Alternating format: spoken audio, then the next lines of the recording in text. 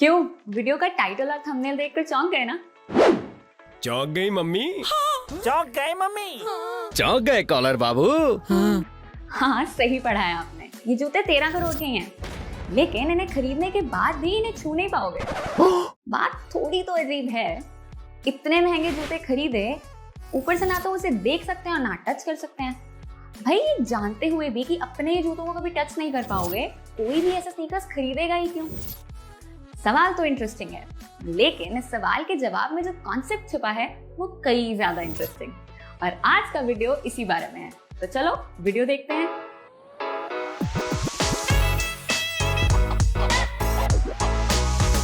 आपने कई बार फिल्मों में देखा होगा, लोग ऑक्शंस में जाकर पेंटिंग्स खरीदते हैं एट रिडिकुलस प्राइसेस और फिर उन्हें अपने घर लाकर सीढ़ियों के साथ वाली बड़ी सी दीवार पर सजा देते हैं। अगर ऑक्शंस और पेंटिंग्स के नाम से वेलकम के मजनू भाई याद आ रहे हैं तो सही जा रहे हो। नो बट सीरियसली, सोसाइटी में मॉडर्न आर्ट का कल्चर तो कई सालों से चलता आ रहा है।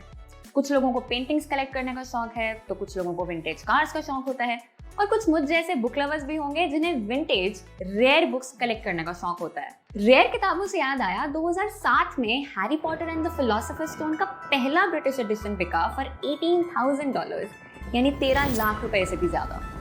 वाह, I should stop calling myself a Harry Potter fan. Anyway, जैसे पहले लोग पेंटिंग्स, स्टैम्प्स या फिर कार्ड्स कलेक्ट करते थे, वैसे ही अब इन कलेक्टिबल्स की लिस्ट में एक नया नाम शामिल हो गया है, स्नीकर्स।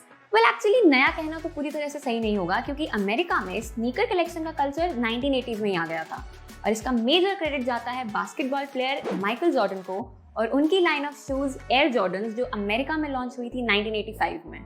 हाँ, अगर पेंटिंग्स और स्टैम्प्स जैसे कलेक्टिबल्स के साथ कंपेयर किया जाए तो स्नीकर कलेक्शन एक रिलेटिवली न्यू कॉन्सेप्ट तो है, और पिछले कुछ सालों में स्नीकर्स को लेकर लोगों का क्रेज बढ़ता ही गया है।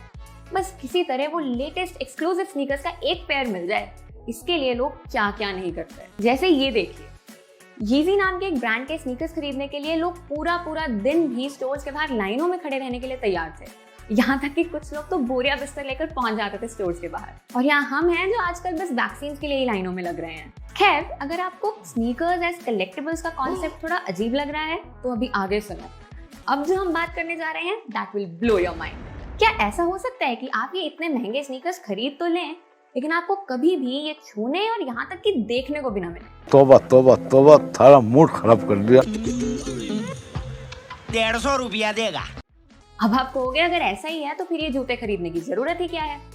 बिल्कुल सही, लेकिन इसके पीछे है एक बहुत इंटरेस्टिंग कॉन्सेप्ट, फ्रैक्शनल ओनरशिप। चलो इसे थोड़ा सिंप्लीफाई करके समझते हैं। ये तो आप जानते ही होंगे कि कंपनीज अपने शेयर्स इश्यू करती हैं स्टॉक एक्सचेंज पर, और फिर जब लोग उन शेयर्स को खरीद लेते हैं तो वो लोग उस कंपनी के शेयर होल्डर्स बन जाते हैं, राइट? बस बिल्कुल वैसे ही अब स्नीकर्स के भी शेयर्स बेचना पॉसिबल है। जैसे मान लो एक पेयर ऑफ स्नीकर्स के 100 शेयर्स हों और 100 लोग उन शेयर्स को खरीद लें, तो वो लोग अब इन जूतों के फ्रैक्शनल ओनर्स हैं, यानी उन जूतों के कुछ हिस्से के मालिक। अब यहाँ ध्यान देने वाली बात ये है कि भले ही आप उन स्नीकर्स के ओनर हैं, but you will never get to see और टच दो स्नीकर्स। बस आपके पास उन जूतों के शेयर्स आ जाएंगे, जिन्हें आप चाहें तो अपने पास संभाल के रख सकते हैं कलेक्टिबल्स के तौर पर, या फिर बेच सकते हैं प्रॉफिट कमाने के लिए। अभी पिछले ही महीने स्नीकर वर्ल्ड में एक रिकॉर्ड ब्रेकिंग सेल हुई। Nike Air Yeezy One sneakers were sold for $1.8 million, यानी 13 करोड़ रुपए से भी ज्यादा। दुनिया में आज तक के ये सबसे महंगे बिकने वाले स्नीकर्स हैं। बायर है रेयर्स नाम की एक company, which is a marketplace for sneaker investment। बस अगले ही महीने ये कंपनी इन्हीं 13 करोड़ वाले स्नीकर्स का एक IPO लॉन्च करने वाली है। इसके जरिए अब लोग इन स्नीकर्स के शेयर्स खरीद सकेंगे। अगेन, कॉन्सेप्ट सेम है, फ्रैक्शनल ओनरशिप। अब तक वीडियो बड़े ध्यान से देख रहे हो, उस चक्कर में भी वीडियो को लाइक करना मत भूल जाना। जल्दी से लाइक बटन पर क्लिक कर दो, फिर अगले इंटरेस्टिंग टॉपिक पर चलते हैं।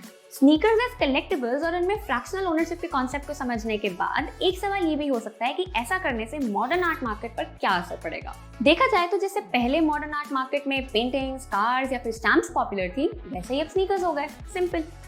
लेकिन फर्क ये है कि स्नीकर्स को लोग सिर्फ कलेक्टिबल्स के तौर पर ही नहीं देख रहे, बल्कि इसे एक लिजिट इन्वेस्टमेंट अपॉर्चुनिटी के तौर पर देखा जा रहा है। मेरेडिथ हार्डी, जो एक स्नीकर ब्लॉगर हैं, उनका इस स्नीकर कलेक्टिबल्स के बारे में ये कहना है, A lot fewer people are buying to wear, a lot more people are buying to sell।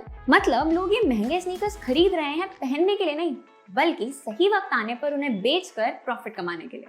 I am sure आपके सर्कल में भी कोई ऐसा दोस्त या कोई कजन जरूर होगा जिसे स्नीकर्स का बहुत शौक है, या कहीं आप ही वो दोस्त तो नहीं? वेल, आई नो समबडी जिसके पास स्नीकर्स के 50 से भी ज्यादा पेयर्स हैं। अब ऐसे लोग तो शुरू से ही स्नीकर्स को एक आर्ट फॉर्म की तरह देखते आ रहे हैं, इसीलिए इन्हें कलेक्ट करना उनका पैशन है। लेकिन ये जो स्नीकर्स में फ्रैक्शनल ओनरशिप का नया ट्रेंड आया है, इसने आम लोगों को भी, जिन लोगों को पहले स्नीकर्स में बिल्कुल इंटरेस्ट नहीं था, उन्हें भी स्नीकर हेड बना दिया है। फर्क सिर्फ इतना है कि ये लोग स्नीकर्स को कलेक्टिबल्स के बजाय एक ल्यूक्रेटिव इन्वेस्टमेंट अपॉर्चुनिटी की तरह देखते हैं। अब मॉडर्न आर्ट की बात कर रहे हैं तो NFTs के बारे में भी बात कर लेते हैं। आई नो पिछले कुछ हफ्तों में NFTs के बारे में इतना सुन लिया है कि अब तो लगता है कि दुनिया का हर दूसरा इंसान NFT एक्सपर्ट है। तो इस वीडियो में NFT की डिटेल में नहीं जाते, लेकिन अगर मॉडर्न आर्ट मार्केट पर NFTs के इम्पैक्ट की हद को समझना चाहते हो तो एक एग्जांपल सुनो। अभी रिसेंटली माइकल विंकलमैन नाम के एक आर्टिस्ट की एक डिजिटल आर्ट को बेचा गया 525 करोड़ रुपीस में। इसके बारे में चैनल पर ऑलरेडी एक शॉर्ट वीडियो अपलोड कर चुके हैं, यहाँ आई बटन क्लिक करके वो देख सकते हो। लेकिन अगर डिटेल में समझना चाहते हो कि सब में NFTs का क्या रोल है, वो एक्चुअली काम कैसे करता है, तो इस पर एक डिटेल वीडियो भी जरूर बनाएंगे। अगर वो देखना पसंद करोगे तो बस कमेंट करके बता दो, और फिर वो वीडियो मिस ना हो इसलिए चैनल को सब्सक्राइब जरूर करना। वैसे NFTs बेस्ड हैं ब्लॉकचेन टेक्नोलॉजी और क्रिप्टो पर। क्रिप्टो पर हम एक डिटेल्ड सीरीज बना रहे हैं जिसका पहला वीडियो चैनल पर अवेलेबल है, यहाँ आई बटन पर क्लिक करके वो भी देख सकते हो। अब सवाल ये है that since modern art market में अब स्नीकर्स का नाम भी शामिल हो गया है, तो क्या स्नीकर्स और NFTs का एक क्रॉसओवर पॉसिबल है? मतलब क्या स्नीकर्स का फ्यूचर भी NFTs में है? जी हाँ, बिल्कुल है। इनफैक्ट फ्यूचर क्या, प्रेजेंट भी है। स्नीकर्स इस NFT मार्केट में इस वक्त RTFKT स्टूडियोज नाम का एक ब्रांड डोमिनेट कर रहा है। वो स्नीकर्स को ट्रेडेबल टोकन्स की फॉर्म में बेचते हैं।